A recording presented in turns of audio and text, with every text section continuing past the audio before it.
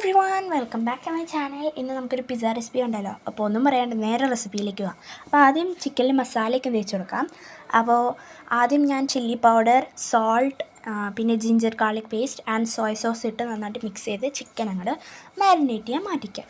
പിന്നെ നമുക്ക് few bread എടുത്ത് അത് ജസ്റ്റ് ഇങ്ങനെ പീസാക്കിയ ശേഷം അതിലേക്ക് റവയും, pinch of salt, 1 glass of milk and 1 egg add ചെയ്ത് നന്നായിട്ട് മിക്സ് ചെയ്തെടുക്കുക ഒരു ഡോ പരുവത്തിലേക്ക്. പിന്നെ നമുക്ക് ആ ചിക്കൻ അങ്ങോട്ട് ഫ്രൈ ചെയ്തെടുക്കാം. ആ സമയമാകുമ്പോഴത്തേക്കും നമ്മുടെ മാരിനേഷനൊക്കെ വേണ്ടിയിട്ടുണ്ടാവും, ചിക്കനിലേക്ക് മസാല റെഡി ആയിട്ടുണ്ടാവും.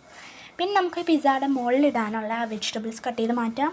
നമ്മുടെ ഡോ ഒരു ബട്ടർ തേച്ചൊരു പാനിലേക്ക് ഡോ ആഡ് ചെയ്ത് കൊടുത്ത് അതിൻ്റെ അടിഭാഗം നന്നായിട്ട് ആവണ വരെ മൂടി വയ്ക്കാം.